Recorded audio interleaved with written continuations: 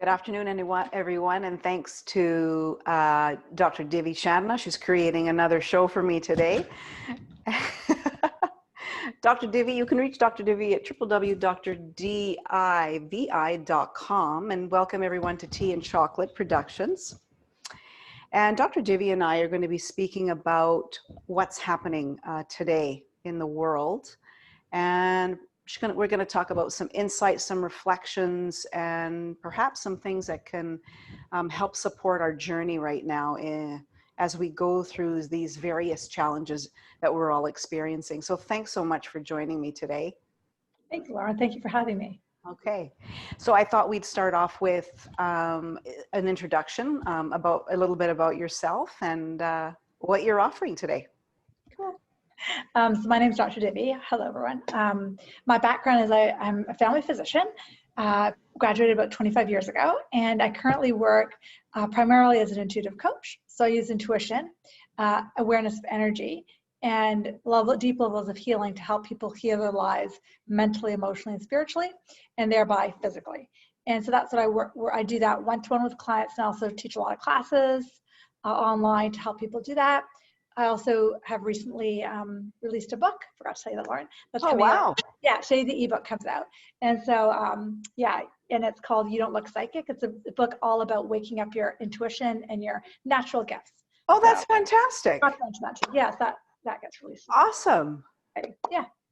Good. Well, I look forward to reading it. Yeah, I co-authored it with a woman named Lynette Brown, who I teach a lot of classes with. So, yeah, so it should be out in physical format in about a week, but on ebook today. So. Yeah. When let's get right into it. Let's talk about COVID. Sure, I'm good for that. So, what from your perspective, when you first heard it, what was your initial response to that? My initial knee-jerk response personally was fear. How could it not be? Right. Yeah, something very scary. Yeah. Like, oh my God. And then it was like, okay, well, what do we do with this?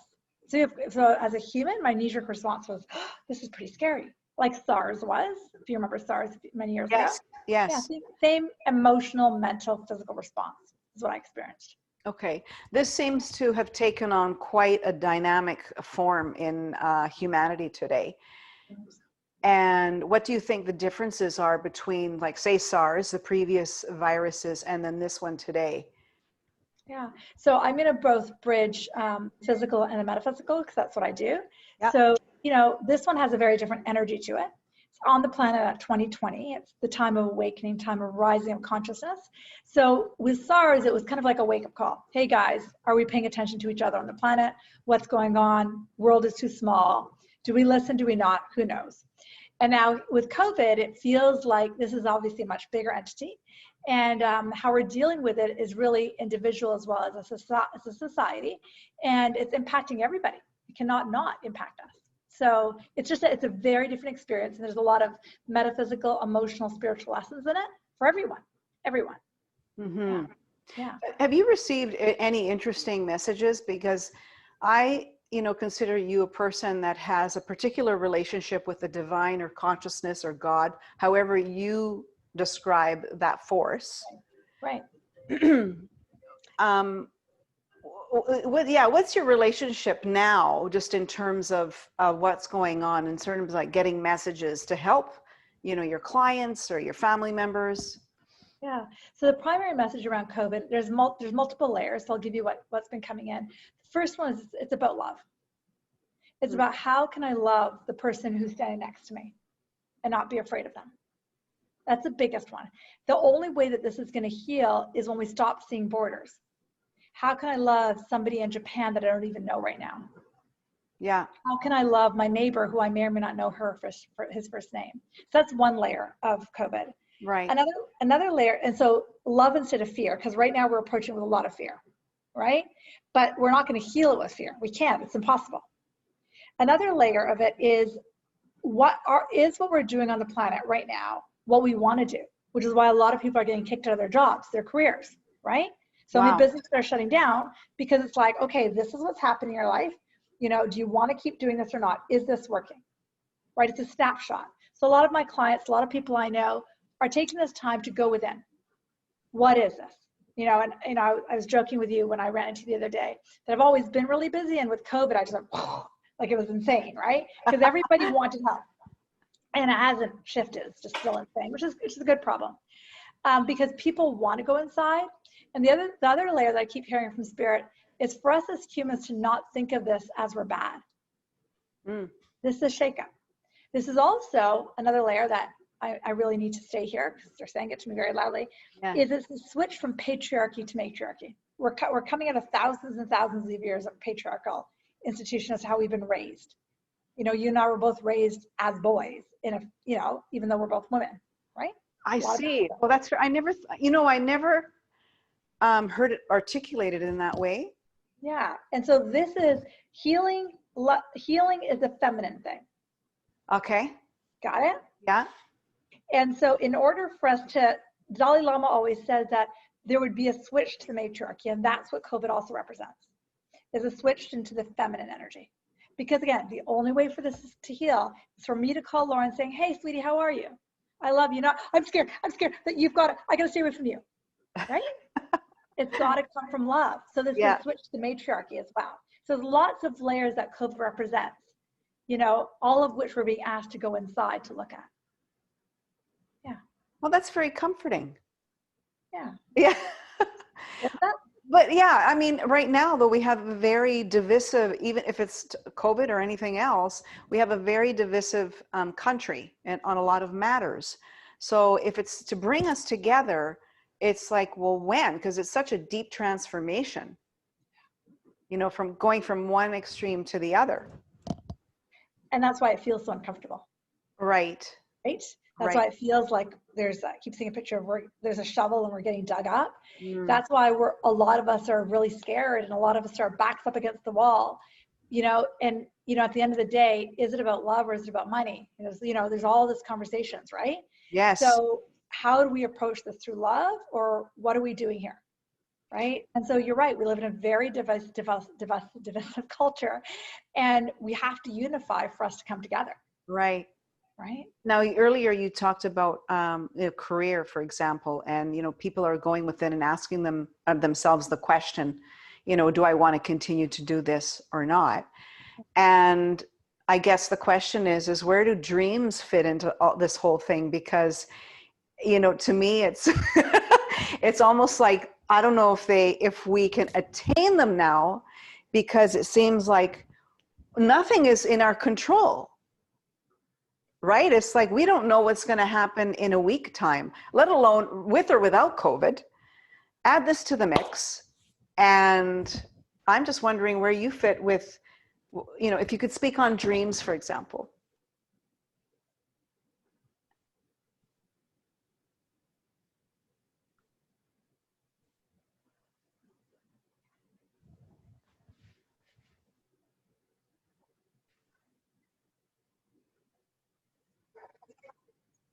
Sure. Just so you know, on my screen, you froze for a second. Yeah, so me too. So, okay. We're good. Okay. Can you repeat that just for me, so I make sure I got that? So, dreams. Where should we, Can we have our dreams despite happening? Yeah. So the long and short answer is yes, because every dream becomes a thought and emotion. Universal laws are still working. Energy is still working. Just because we can't cross the border, we can't accumulate in gatherings, doesn't mean we're not allowed to dream, right? And so, I'm not sure if this is going to answer your question, but they say that everything that exists happens long before the first brick and mortar. So any business that wants to open, like let's just say you and I want to open a soda machine, like an ice cream shop, let's just say, had the idea today, and in 2021, in January, we do the first brick and mortar. The creation of that business is everything from August to January. All the mind, all the emotions, that's actually what creates that business, not the first brick. So we have all this time to dream and to feel and to be and to use universal laws and to heal a lot of our stories, so that when we can get out crossing borders and doing all those things, we can do it with much more grace. This is a chance for us to heal our stories. It's a chance to heal the voices in our head. This is a chance for us to heal the unforgiveness and the anger, and to remove this divisiveness we're having. Do So you have any insight as to why it happened now? I know you talked about, patriarchy to matriarchy, but why in 2020? Or well, started in 2019. really it did. Yeah. Well, I mean, whoever they is, they Yes. always said that 2020 would be the rise of would be the rise of the metaphysical world, right? So if, you and I have been on the planet for a long time. If Yeah. you and I had gone to Indigo bookstores, say 15 years ago, the self-help section would be this small, right? Yes. Yes. Now we go in, it's bigger than my room is, Yes. because now is when that is going into expansion. Does that make sense? The Mhm. metaphysically, we're being asked to live more from our heart, from our energy bodies. We're being asked to co-create rather than just create outside of the divine. Because a lot of humans are just, I'm going to do this, I'm going to do this, without any reflection of the universe, the world, society, right? Is this healthy for society? Is this good? Is this not? This is now about co-creation. So why 2020, whoever they is, always said that 2020 was going to be the turn. And who knew it would come as a virus, right? Who knew? Right. Yeah. Right. Yeah. What would you say to people who are struggling? I know you talked about love, so that's maybe one message, and who are going through a level of grieving. Yeah. Grieving whatever it is, grieving loss of loved ones, grieving loss of business, loss of money, grief, whatever it is. Exactly. The key really is to go within to that place where there are no words. That's why we've always talked about meditation.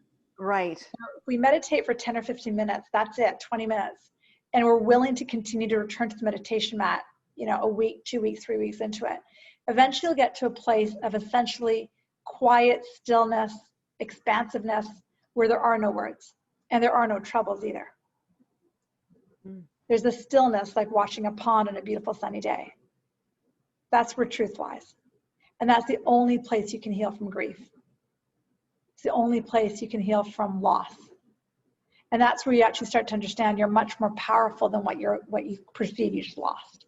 And that's where you actually start to really live from that place of infinite oneness with who you are in here. This is about connecting in here to what we call the divine self, spirit self, whatever words you give it, the God self, I don't care what word.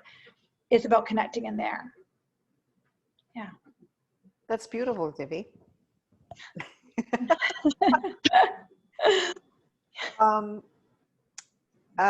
There's some words that really kind of pop up, throughout this conversation, and truth. Your people are asking themselves about, living their truth, whether it's career or a relationship or whatever it is. But why, as a society, this is always something that's baffled me. Even it starts in family systems where truth is so hard.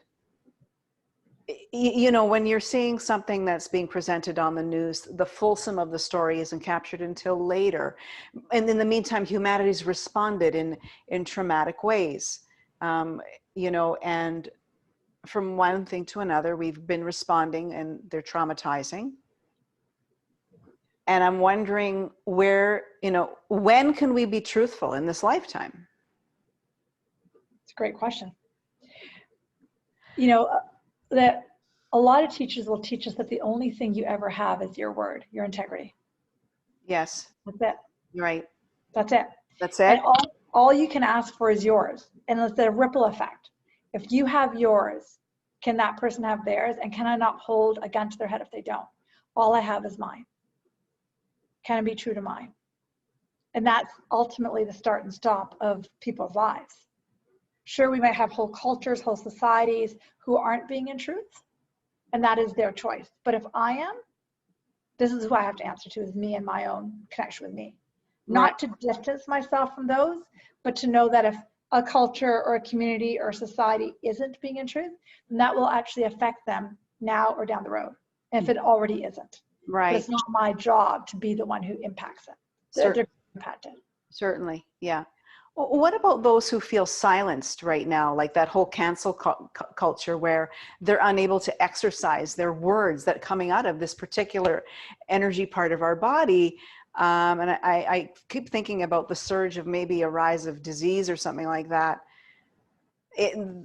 Do you know, like there's this real silence, like the whole symbolism behind the masks and the silencing is, Oh my God, it's huge. yeah. Please go ahead.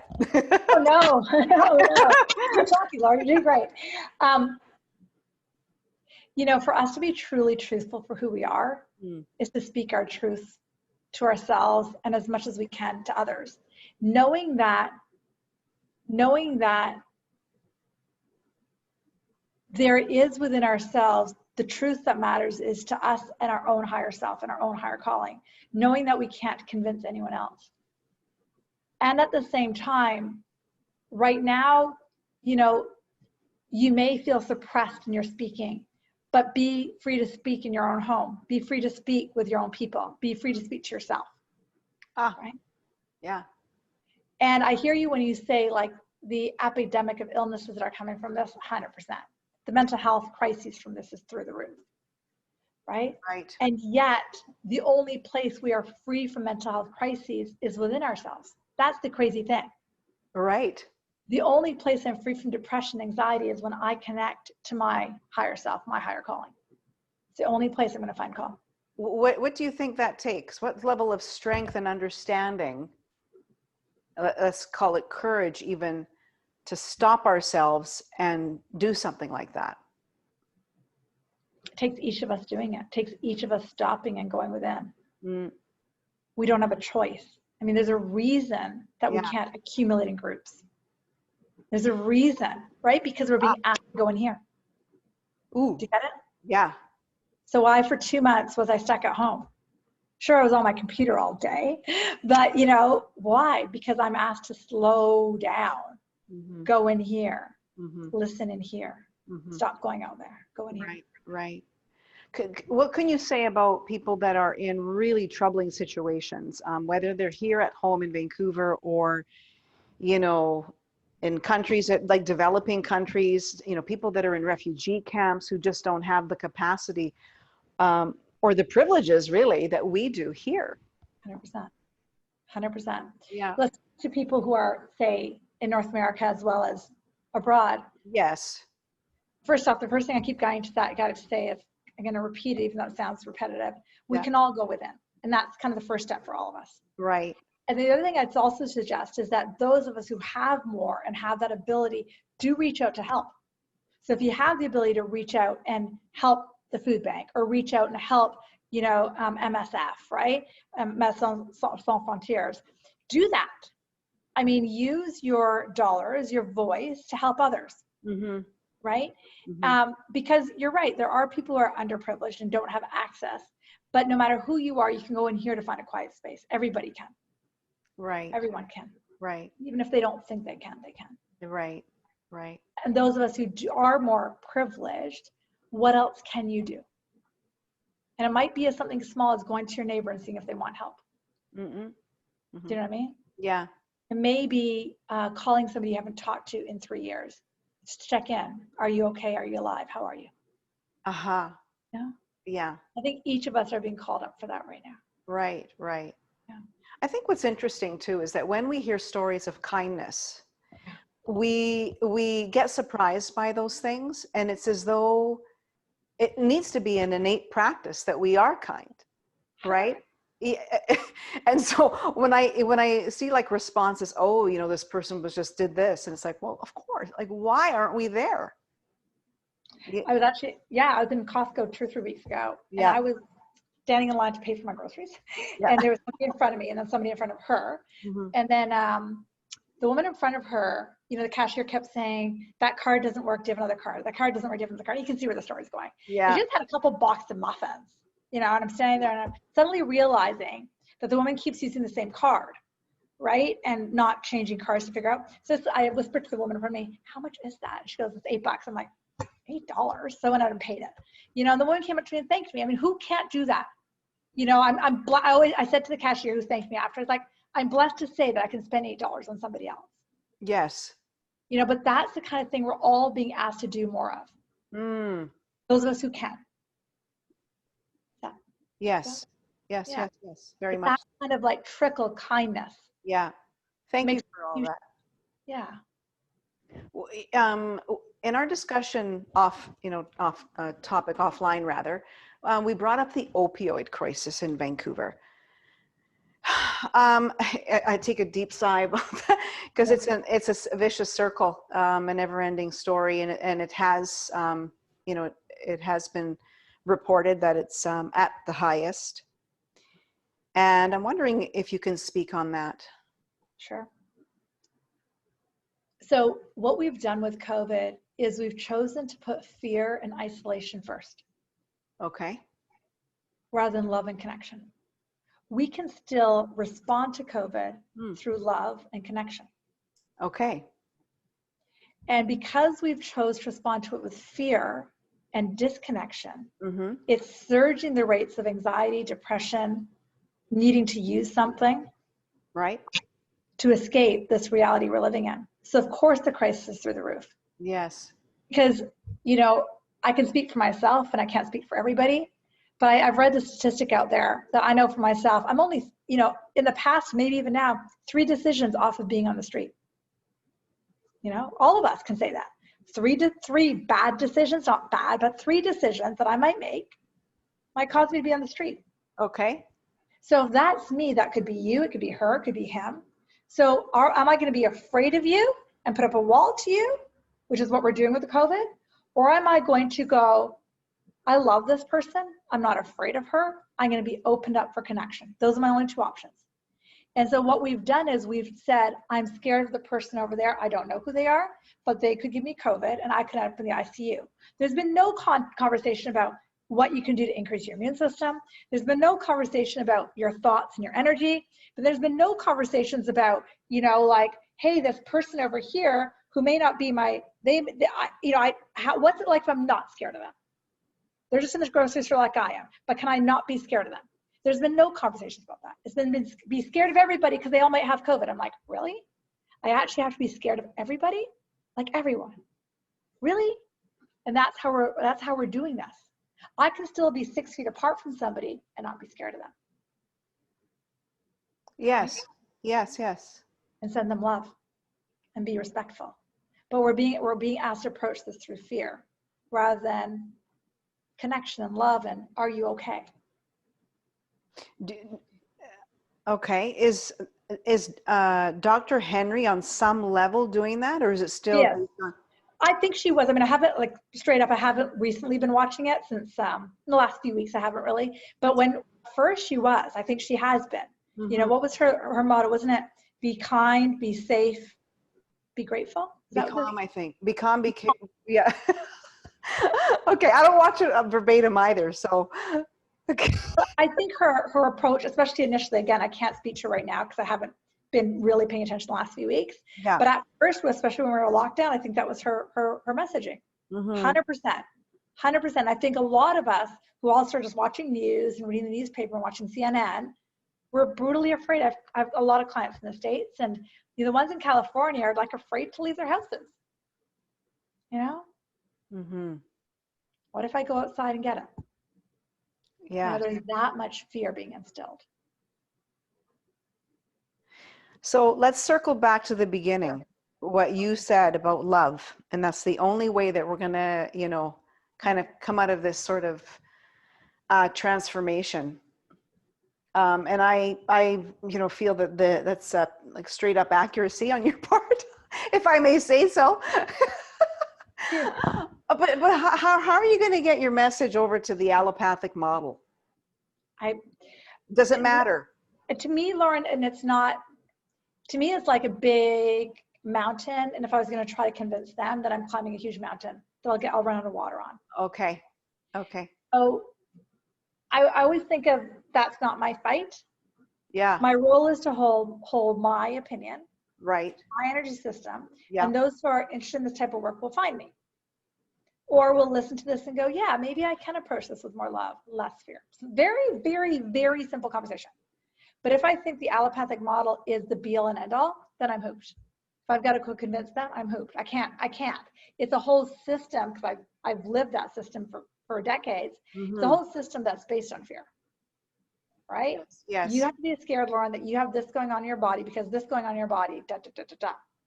right? And to some level, there is some truth in what they say. Yes. But at the same time, fear begets fear begets fear begets fear. And I always joke, the Western medical model has the greatest self-referral system because we tell everyone to be scared of their bodies. When our body is just our divination tool, it's just telling us, are we in alignment with our spirit or not? That's it. Why are we to be scared of it, right? So if I was trying to convince the allopathic model, I think it'd be here all day. So I'm not going to try. Do you ever get discouraged? No, because I think, I think there's enough people out there who, I'm not here to convince anyone. Yes. Of a certain belief. But Right. if this chart, like if this chimes in someone's ears and they go, I'm curious, maybe there is a way, because there's a whole sections in our book on COVID, right? Because we're editing it. Yeah, because we wrote the initial manuscript and then we're doing the editing processes when COVID happened. So like we added some chapters into how to approach COVID with your natural intuition. So, if people are interested or sparked by this, go pick up the book, give me a call, we'll talk. But I don't get discouraged mostly because I honestly feel that I have direction through my thought and my emotions, right? My son who's in grade 10 this year, starts school in 2 weeks. I could either be freaked out or I could be like, you're gonna be fine. One or the other. I only have 2 choices. Okay. So what works for me and what works for him is to go, you know what, dude, you're gonna be fine. Just do what they say, put a mask on, wash your hands, you'll be fine. Right? Is that what you would say? Yeah. Or I could say, be afraid, don't go to school, which is fine too. But at the same time, he'd have such an impact of the isolation from not going to school, that would have more of a negative impact on him, on my kid. Every Right. kid's different. Right. So do I get discouraged? No. I just figure if I'm here to impact one other person, and maybe that one other person is just me and my family, great. Great. So I don't get too discouraged. Right. Well, thank you. Yeah, you're welcome. Yeah, you've given us some really good things to think about today. I really appreciate that. Thank you. It's a really great reminder and actually refreshing again to be in your presence again. Thank you for having me. Yeah, it was wonderful. Thank you so much. Thank you. Enjoy the rest of your day too. Yeah, thank you. So drdivi.com, if you want to reach out to her, please do. And thanks again for joining me on Tea and Chocolate as per usual. Have an amazing day and take good care of yourselves. Thank you. Take care.